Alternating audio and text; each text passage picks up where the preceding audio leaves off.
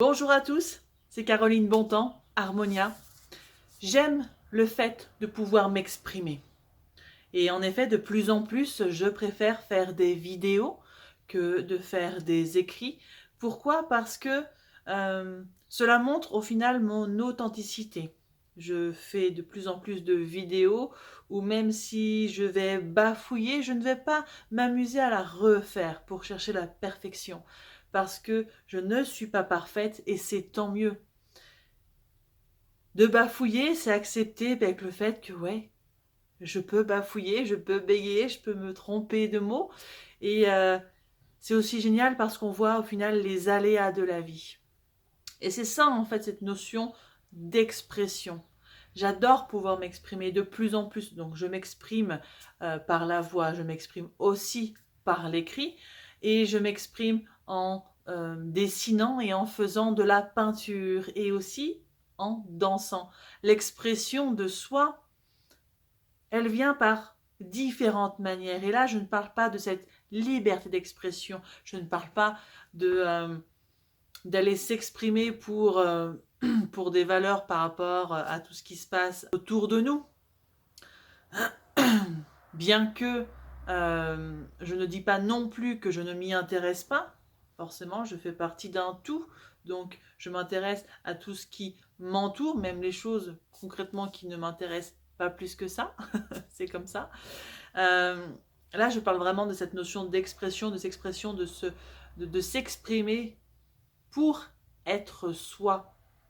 On a tous des blocages, on a tous des mémoires collectives, on a tous des bagages, des sacs à dos que l'on se traîne. Mais c'est à nous en fait, avec nos propres choix, avec notre libre arbitre, notre propre responsabilité, qui pourront quand même avancer avec ce sac à dos en décidant éventuellement de l'enlever, mais cela fait partie de cette expression de soi. S'exprimer, c'est réellement dire qui l'on est. Est-ce que tu sais, toi, là, aujourd'hui, nous sommes en mars 2023, est-ce que tu sais qui tu es? Est-ce que tu sais écouter ton cœur et au final écouter ton âme?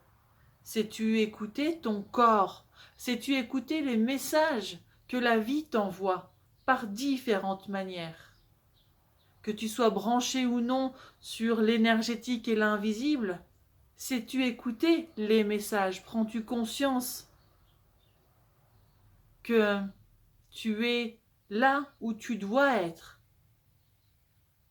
Tu es là où tu dois apprendre des choses, tu es là pour débloquer des choses aussi en toi et autour de toi. Tu es là pour toi et tu es là aussi pour le collectif, pour l'humanité. Quand on fait quelque chose, comme on a tous des mémoires collectives, quand on vient à se libérer de certaines choses, à s'exprimer sur quelque chose, sur, euh, ouais, sur une valeur à laquelle on tient, oser s'exprimer te libère, mais permet aussi de libérer le collectif. Quand on se nettoie, quand on se libère, on libère aussi une partie du collectif. Une partie, oui, car on n'a pas forcément les mêmes missions, si je pourrais dire ça comme ça, les mêmes mémoires collectives. Là, je ne rentrerai pas dans le détail là dans la vidéo, c'est pas le sujet.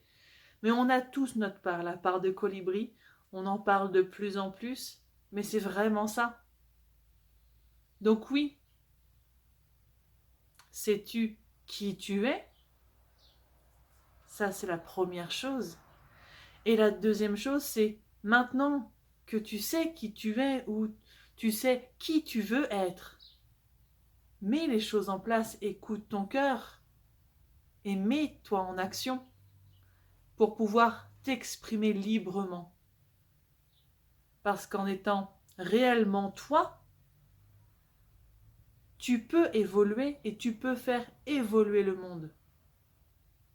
Parfois, il n'y a pas besoin d'aller chercher des grandes missions de vie pour savoir réellement, en fait, pourquoi on est là.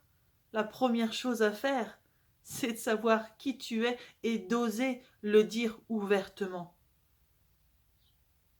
Et je ne parle pas d'opinion, que ce soit d'opinion politique, religieuse ou quoi, en fait.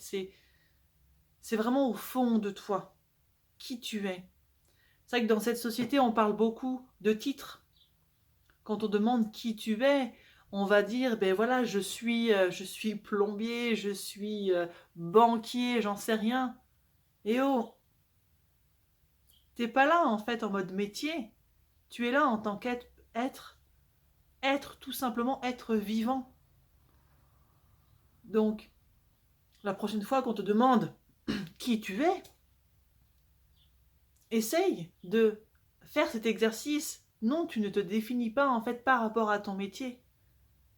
Tu es toi, tu as des valeurs, tu as des points forts et des points faibles, tu as ta lumière et ton ombre. Connais-tu ta lumière, connais-tu ton ombre? C'est vers ça que je t'invite à aller aujourd'hui. Si tu as envie de revenir vers moi, de partager, si tu as envie d'aller plus en profondeur, je t'accompagne pour mettre en lumière, t'aider à mettre en lumière ces clés,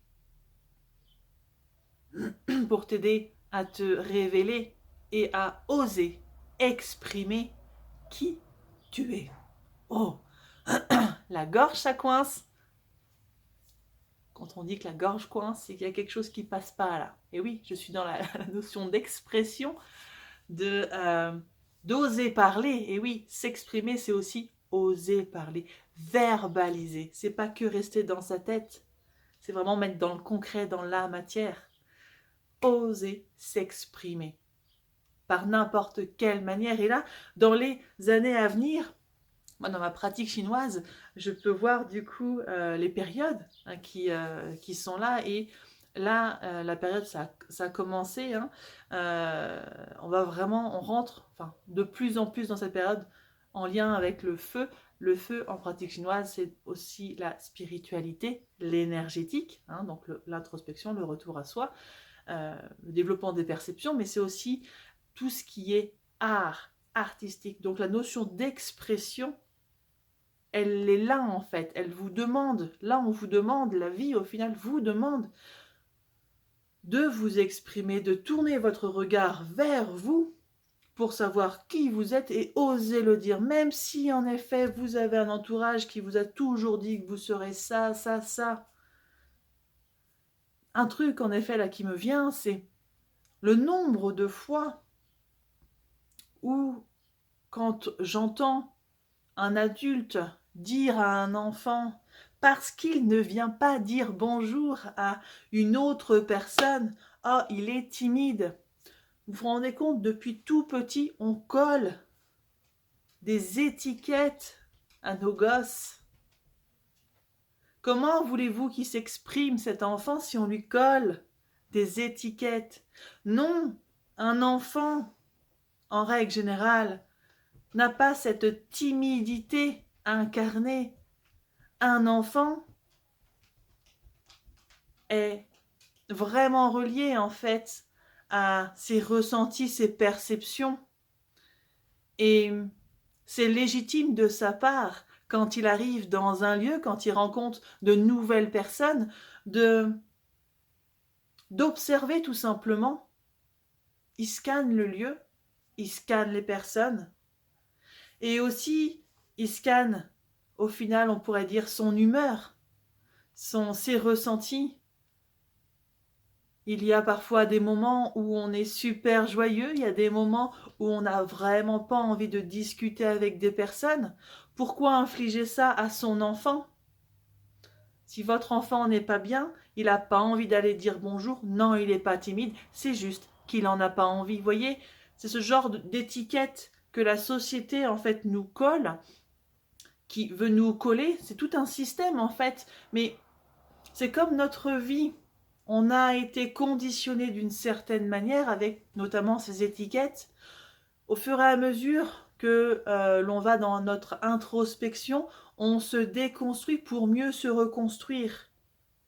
Et au final, la société on pourrait dire, nous aider dans un certain sens, avec la famille dans laquelle on est, le lieu où l'on vit, les personnes que l'on rencontre. On est là pour évoluer. Donc pour casser des codes, des étiquettes qu'on veut nous mettre. Et c'est ça que j'adore aussi chez les enfants et les ados. On peut dire qu'ils sont en recherche de leur propre identité. Oui, parce que justement, là en fait ils sont en mode rébellion. Il faut pas... C'est classé en mode crise d'adolescence. Non, c'est juste que là, en fait, ils ont cette énergie, ce mouvement de vie. Ils ont envie d'être telle personne, ils ont envie d'expérimenter. Parce que la vie, c'est expérimenter, c'est pas que rester dans la tête. Et même si, de père en fils, je sais pas, vous êtes médecin, j'en sais rien, et que vous voulez absolument que votre fils soit aussi médecin, mais que lui, il en a rien à foutre concrètement, et il a qu'une envie, c'est, je sais pas, là j'ai le mot tatoueur qui vient, eh bien, il a envie d'être tatoueur. C'est sa vie, c'est son choix. Notre rôle en tant qu'adulte, eh bien, c'est de transmettre et alors j'ai le mot supporter, mais c'est de soutenir les enfants, les adolescents. Arrêtons d'être dans le faire. Faire ça, qu'est-ce que t'as fait à l'école, qu'est-ce que t'as fait si l'enfant il a envie de le raconter, soit. Demandez-lui plutôt, est-ce que t'as été heureux aujourd'hui? Je trouve ça juste excellent. Moi, c'est quelque chose depuis quelques années que je mets en place à mon fils. S'il a envie de me raconter sa journée d'école, il me la raconte avec plaisir. Parce qu'en plus, je suis une curieuse de nature, donc ok, ben chouette, t'as fait ça, c'est génial. Enfin, en tout cas, c'est super, mais toi, au final, est-ce que ça t'a plu? Est-ce que tu es content de l'avoir fait? Et c'est ce que je vous invite à faire en étant plus dans votre être. Là, aujourd'hui, à l'instant T, au moment où vous écoutez cette vidéo, prenez le temps de vous recentrer sur vous-même. Où on fait plusieurs grandes respirations et après on porte notre conscience au moins au niveau du cœur. Et on se demande, là, aujourd'hui, qu'est-ce que j'ai envie de faire? Votre cœur, votre intuition, votre guidance, parce que c'est la même chose, vous le soufflera. C'est comme un flash, un mot, une sensation. Mais en tout cas, c'est très rapide. Le premier pas pour vous exprimer et aller vers soi, c'est de suivre votre intuition.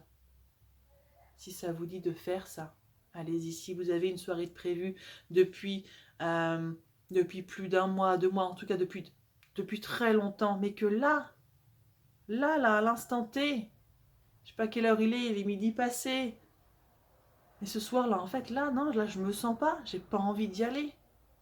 On s'en fout, en fait, des quand dira-t-on. On s'en fout des engagements. Bien que non, c'est pas tout à fait juste. Quand on a un engagement, c'est bon de le tenir. Mais là, surtout, c'est un engagement aussi envers vous-même. Si vous n'avez pas envie